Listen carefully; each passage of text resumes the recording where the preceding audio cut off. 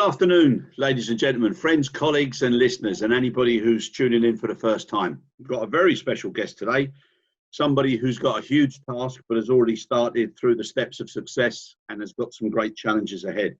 The person I'm talking about is Mr. Abderahmane Berthe, and he's the Secretary General of the African Airlines Association, AFRA. So Abderahmane, I do give you a big welcome. It's great to have you on board, and I hope I've pronounced your name correctly. Oh, yes, it's correct. My name is Abderahmane Berthe. Okay, very good, very good. Now, just very quickly, obviously you've been around for a long time, you've got a huge amount of experience. We just spoke about the 29 flip to the 30 years and how proud you were to let me know. Little bit of background, very quickly. Oh, very quickly, I am aviation engineer. Yep. I was graduated from the French Civil Aviation School, and I have also some diploma in management from the French Institute of Business Administration. And I started to work in France as an performance engineer in some airlines.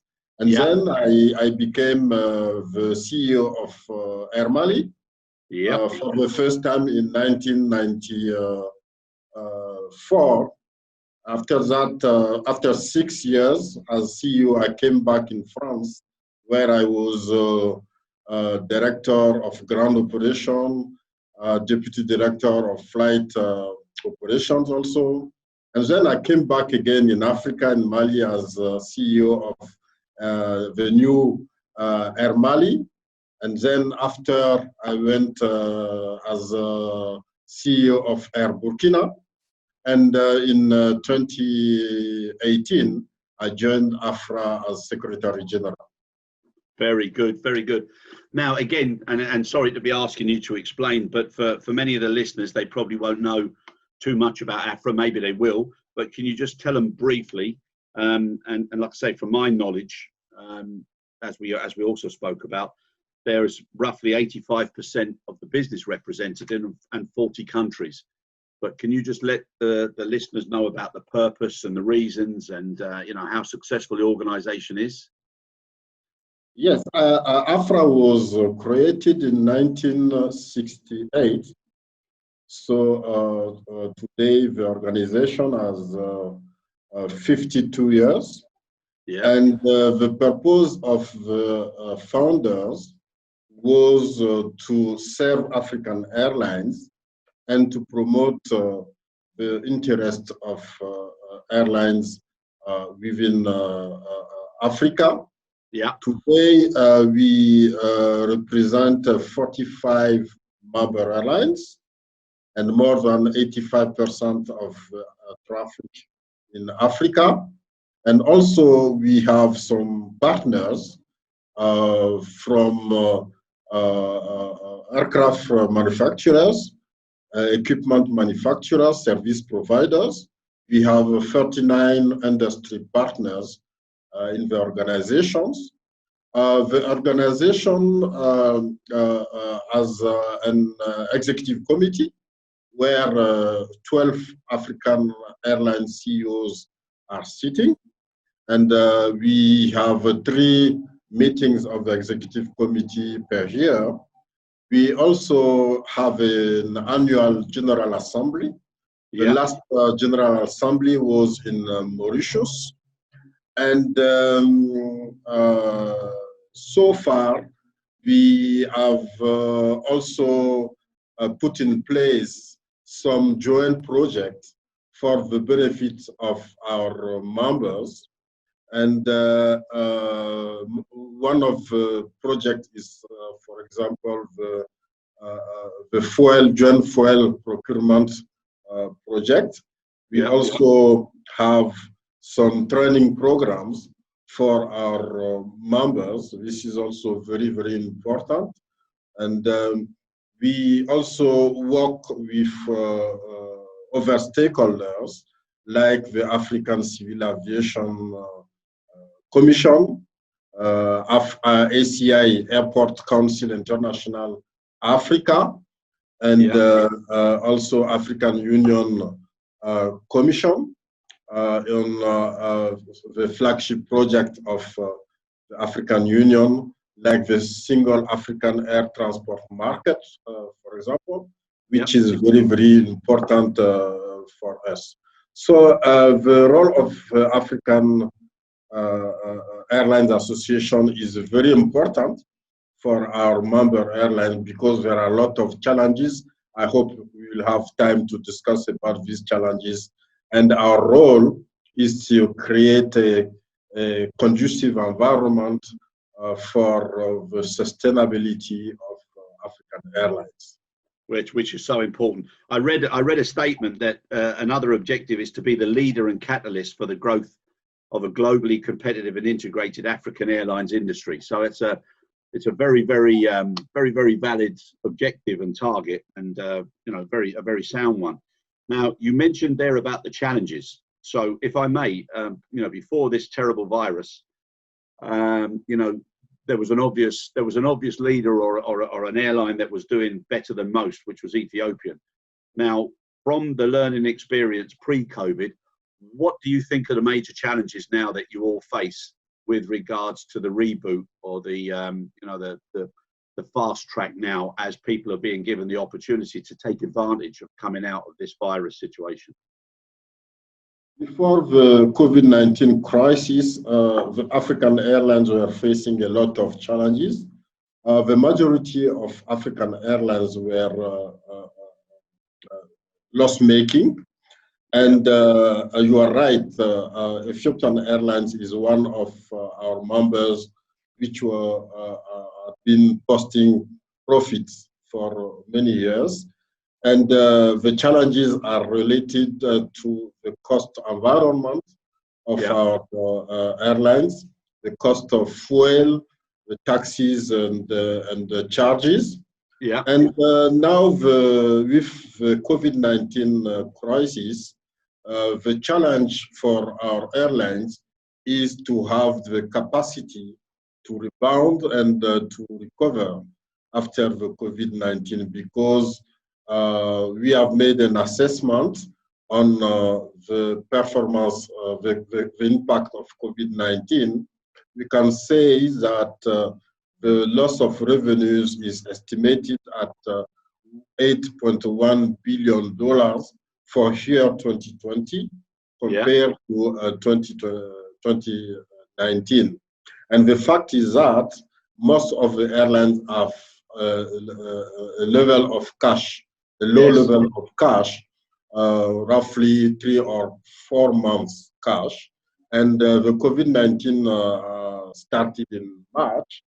All 95% of the fleet, airline fleet, are grounded, so they are not operating.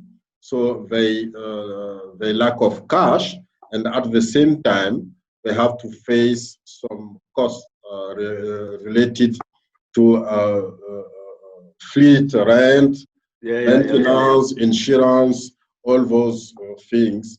So we are now at a time in June and July, whereby most of the airlines are running out of cash. So it's very critical that African governments, for African government to assist their airline to be in the position to restart their business. So the immediate challenge today for us is liquidity for our airlines to be able to restart flying. And also it's very important to bring confidence among our clients and the stakeholders also to come back to travel. Okay, we'll come to consumer confidence in a minute. What I wanted to ask you is, as a representative body, are you finding that the governments are now starting to collaborate as well and work together? Because obviously, one of the solutions that you need is preferable loan rates, or to reduce charges and taxes, and also to get some sort of incentive from the governments. Is there a consistency? Is there a feeling of solidarity amongst them all? where they're all agreeing that they should all do the same thing, because it's the collaboration and the consistency that also brings consumer confidence. Yes, right. The African Union Commission and the African Civil Aviation Commission set up a high-level task force in early May, and the AFRA has been participating to this task force to see how to better recover, to put in place a recovery plan for our airlines, and to make some recommendations to African governments.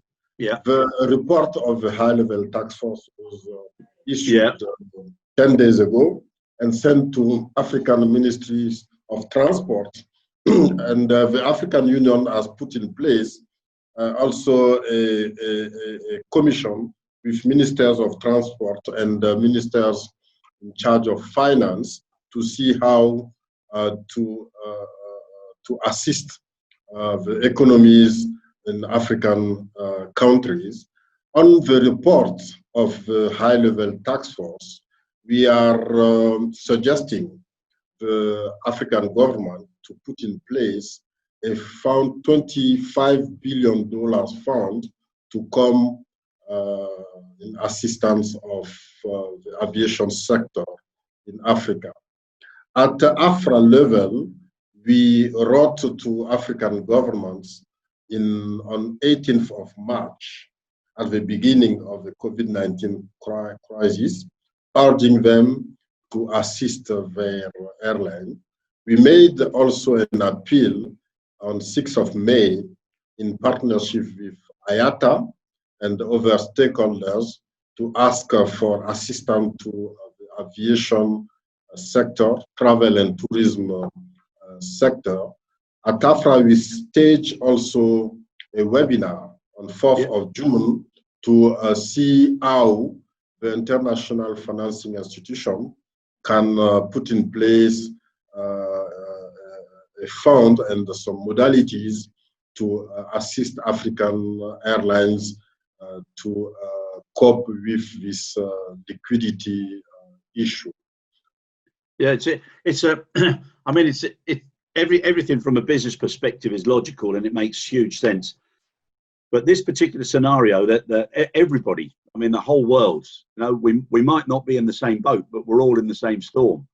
And it's something it's almost, excuse me, it's almost like a stew. All of the ingredients touch all the rest of the ingredients. So from, you know, if things don't go well and if people don't support the businesses, then you've got the fallout with, you know, so many people losing jobs and you know, their capability to sustain their own families and all the different levels and layers of business. So it's such a huge and important thing that we all get right and we all do together. Now, you mentioned there about you know, the task force there for the financial and everything. How badly affected now are the aviation community? All of the employees. I've been seeing so many different news outbursts now of, you know, redundancies, voluntary redundancies, and the expected fallout. How bad is it affecting, you know, everybody in Africa? The situation of human resources is very difficult now, because, as I said, because of lack of liquidity and because the airlines operations were grounded, most of the airlines make some measures regarding the staff. Some put in place unpaid leave. Some put in place some redundancy measures also. So it's very, very tough times for the industry, the human resources. But at the same time, airlines need this staff to rebound. Exactly. So it's very, very important that they keep motivated their staff, so that they can restart the business with the safety and security levels that are standard in the industry. Exactly. And like I say, I know that you guys have also got an IOSA audit task force, so it's so important that the audits and the verification and validation and transparency is maintained, which is also part of consumer confidence. Because as soon as people start questioning whether licensing has expired or people have lost those core values, it's well, then it becomes the slippery edge. Now, you said about keeping people in touch. One of the things that I'm trying to just push anybody that's willing to listen is through no fault of their own, people are going to be displaced. It's going to be an impact of this whole scenario, and nobody can do anything about it. The right sizing or fallback, etc. The levels are going to be very, very different than they were 6-7 months ago. So that's a fact. But like you quite rightly said, that experience and our industry breeds specialists. It breeds people who are so focused on safety and security and quality that they're an asset to any industry. And because of the amount of regulation that we experience, it's such a critical thing. Now, is there a possibility that through your organization, anybody that's been displaced, obviously they can prove they've been displaced, is there a possibility to keep them associated and attached with the industry by allowing them to have regular online training so that they don't lose, the understanding? So then, please God, when there is a rebound, you've got a ready-made group of people who should be given the first opportunity to come back. Yes, very, very good question. Because as you said, the activity will be downsized for the next months. So the expert are thinking that we'll not get to the traffic level of 2019 before 2 or 3 years. It means that airline will operate less aircraft. Yep. So it means that also they will need less number of staff members. Yep. So maybe some of the staff members will reconvert in other sectors of economies. At AFRA, we are putting in place an online training program from July so that we can continue to train our African Airlines staff members, and those staff members who want to be up to date for safety, security, and to be in the position to come back as soon as possible to work on the aviation sector. So this program will assist them to keep their skills and their knowledge on the aviation sector.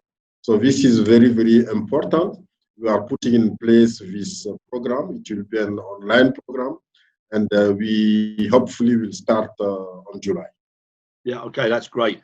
That's great. I'd love to touch base with you on that offline because it's something that really interests me.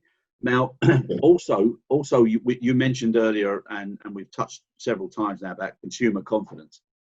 One of the things that drives me mad is pre-COVID, you turn up at certain airports and you see people complaining that their laptops had to be taken out in one airport, not in another. Shoes off on one, not on another. Various different types of security. And people weren't, and probably still aren't, aware of the different types of equipment that's purchased by different airports that allows a different degree of search and scanning. Now, communication is so important. So you mentioned about your involvement with ACI Africa. When inter-Africa flights are back on and people are starting to travel, and please God, it will be sooner than anybody anticipated, they need to know that everything is the same, so that they've got the same level of confidence from where they take off to where they land, and then when they leave and when they come home. How much involvement are you having with regard to letting airports, letting check-in process, letting boarding process, transport to stands be the same? And what I mean by that is from social distancing to respectfully wearing face masks, to reducing numbers and timings and having controls over that. How is that being coordinated? This is a very important question.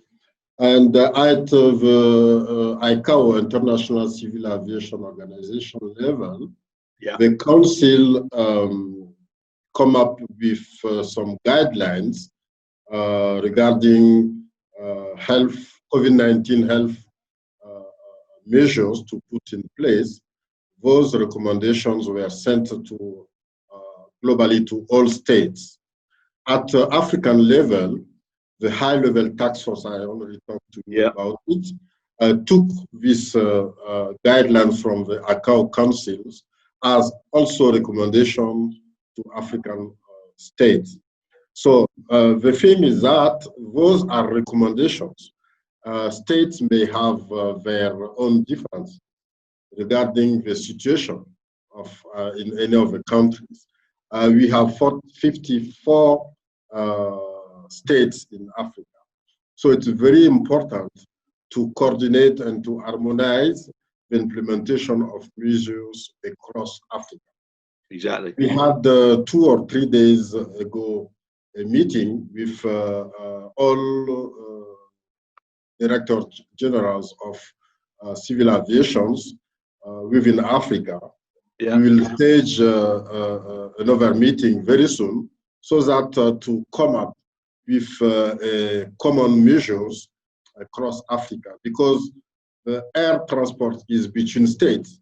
If you have a different measure from one state to another, it will be a very, very big problem, and it will not bring confidence among our passengers. So this is very important, and we are working on it.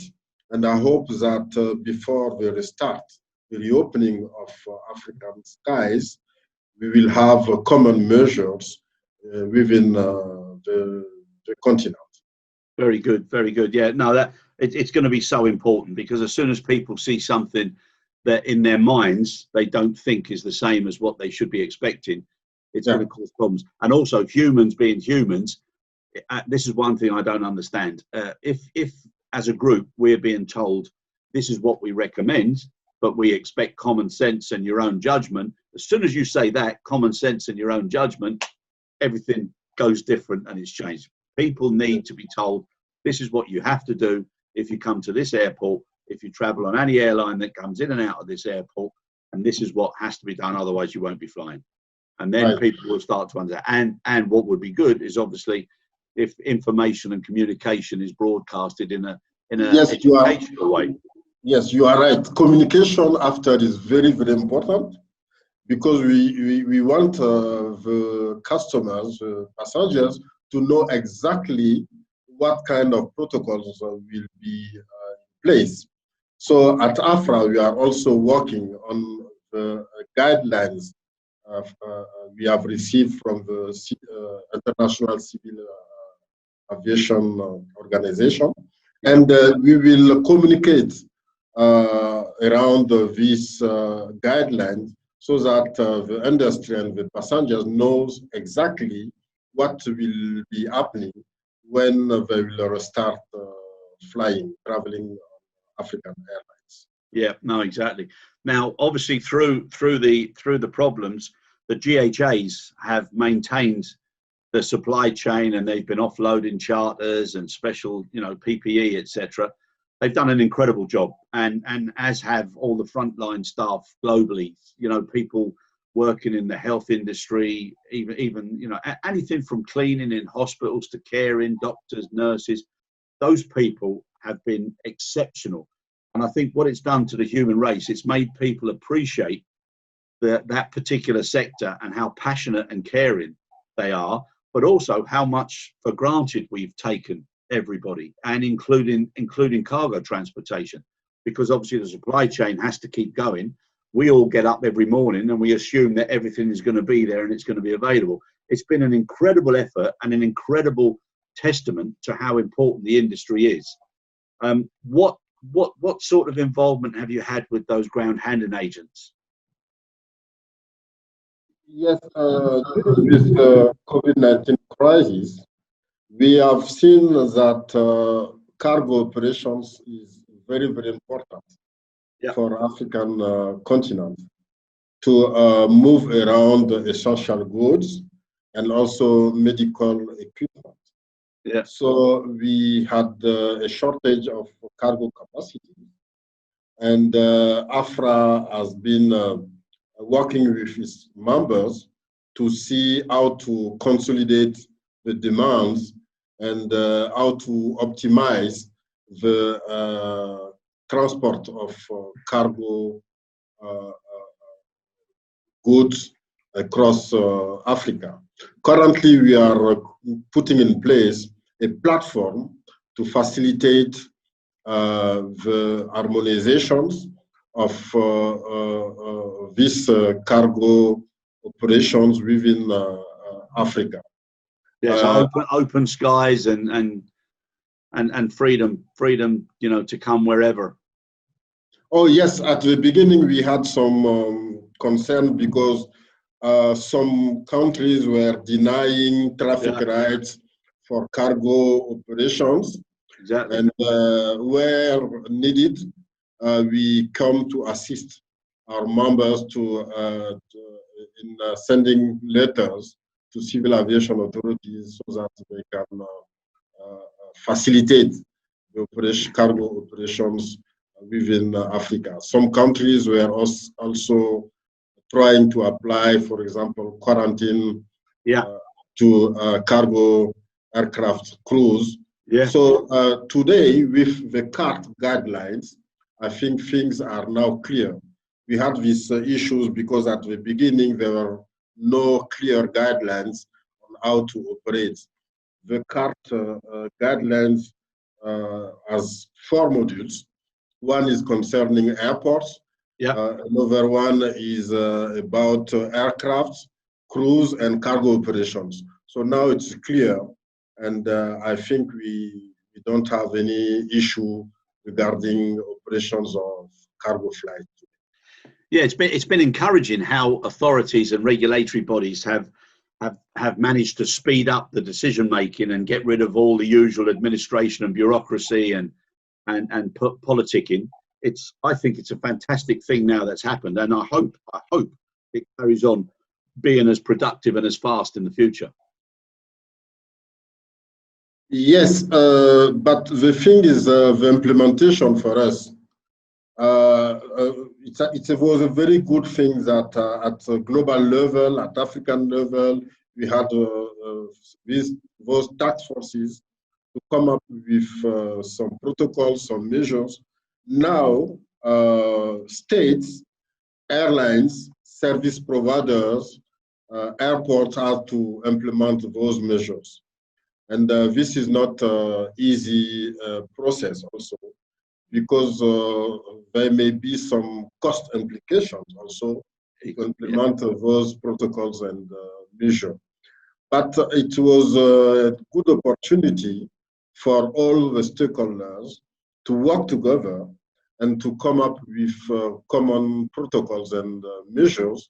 And I do hope that for the future, we'll continue this cooperation among ourselves. I hope so. And like you said, you know, everybody's starting to realise the importance of cargo, especially airlines now, because it's been a little bit of a lifeline. And one of our guests said that the world is a village and cargo is the main street. And without that cargo, the impacts, and without the flexibility of authorities, governments, the impact would have been far, far, far worse. Now, can I ask you something, quite a sensitive issue, and my personal belief, and especially from seeing the way things are going, an awful lot of the reboot or the restart or the ramp up is politically and economically driven. It's not scientifically driven. And as a result, it's understandable that you have to have, like with all risk, you have to have a certain degree of acceptance as to what's understandable. But to get the money coming back in, to keep it going for who knows how many more months again, I believe that there will be a second wave. And when you look at the behaviour of some of the societies that have been allowed to reboot now, without mentioning countries from all over the world, okay, I think it would be foolish to think that there won't be a second wave. Have you got any thoughts on that? I didn't get your question.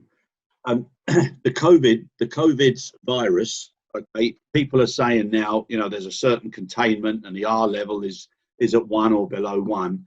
So they're allowing the reboot. They're allowing people to come out. Lockdowns are changing. Restrictions are changing. Yeah. Now, with that freedom comes a certain human element that people go a little bit crazy and they get complacent again. And we're seeing spikes in certain countries that are allowing that. And my personal feeling is that there will be a second wave. So it's so important that what we learn now and what we realize we didn't do as effectively as we did, we're going to need to do to make sure that we're capable to control the second wave much, much better. With the understanding that obviously finance and the economies comes also as a certain amount of collateral damage. So we have to balance them out. I'm just curious about your feelings on that. Yes, my feeling is that first for Africa, we are on the first wave. Yeah. And it's going up. The number of cases is still growing in Africa. Yeah. So we are not yet at the peak of the pandemic. So this is a big concern for us. Yeah. But we need to reopen the economy because otherwise all sectors of economies will die. Yeah. So the most important thing is to put in place the protocols, and people need to follow those protocols. You are right. Sometimes the population is forgetting that we still are on a risky situation regarding COVID-19. Maybe some people can relax regarding the implementation of those measures. So it's very important, specifically in Africa, that the government make sure that the people will continue protecting others and themselves, because we cannot continue to stop the business, to stop the economies within Africa. Yeah. Now, globally, we have seen that some countries have reopened, and we are starting to see a second wave coming. Yep.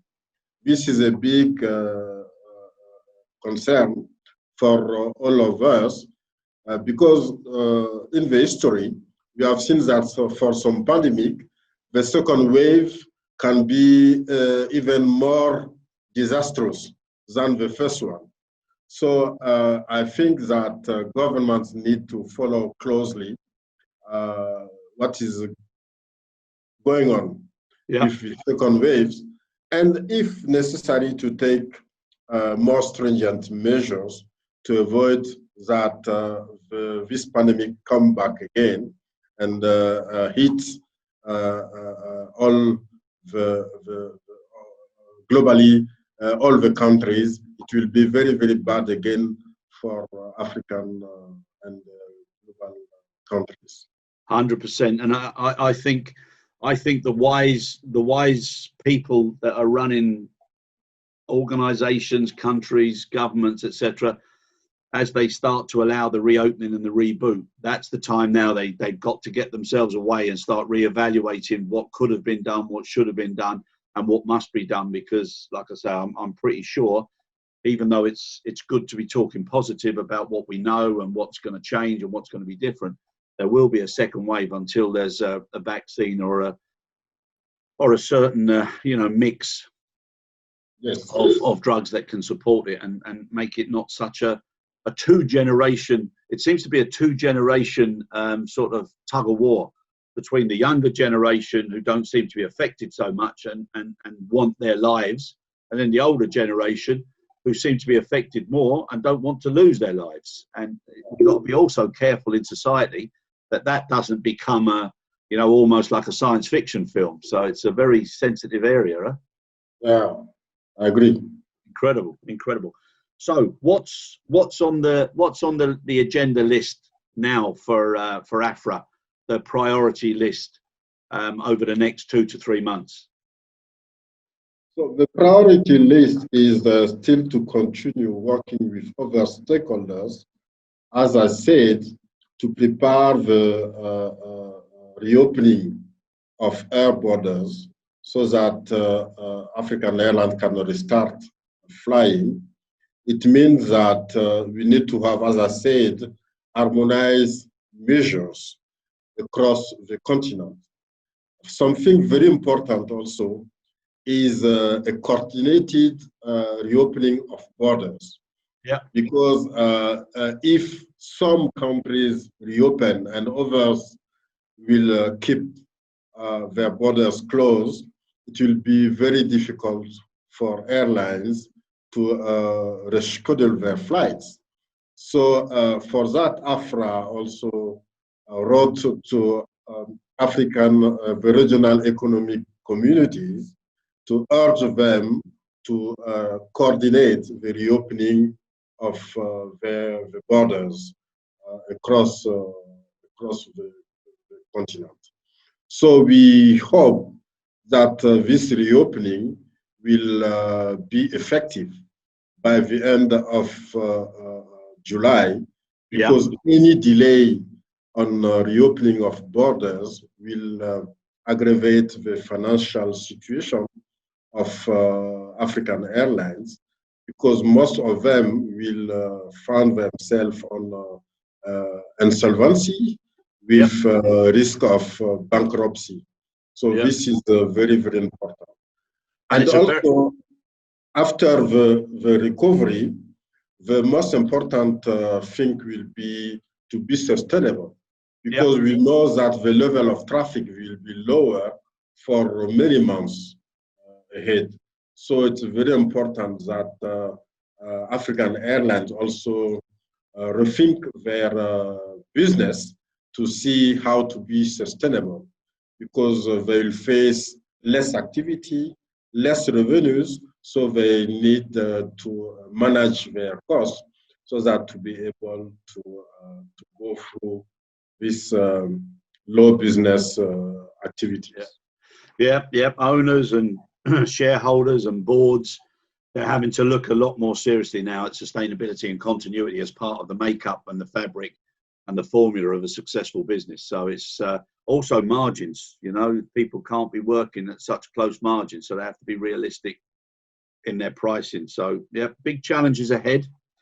Big challenges ahead. Now, on a personal note, what of the positives or the values do you hope will continue post COVID-19? Things that we've experienced that's good about people, good about organizations. What would you like to see maintained after the first wave? Oh yes, you see, in any crisis there are opportunities also. I think that the COVID-19 is an opportunity for airlines to rethink their business, the way they are doing business.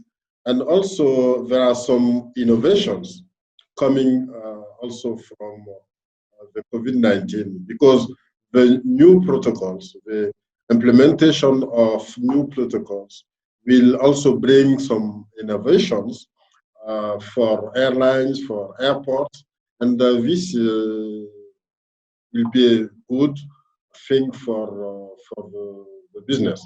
So I hope that this trend of innovation, new technologies coming in the long run is good for airlines, because it will cut some costs. And even if there are some investment to make right now, but on the long term, it will be good for the performance of the industry. Digitalization and improvements in all sorts of restrictive practices are going to be so important. Mr. Berthe, Abderahmane, thank you so much for your time. It's a great pleasure. What you're doing is a great thing, and where there's more than one body or person or group, to come together is a challenge, but it's also one of the most rewarding things when success comes. And we wish you great success, and please God, things won't be as bad as they could be, and that everybody will come together and fight this damn virus until there's a vaccine or until there's some better outcomes. But thank you very much for your time. Really appreciate it. Thank you very much, Chris. Thank you. Really great pleasure. Good day.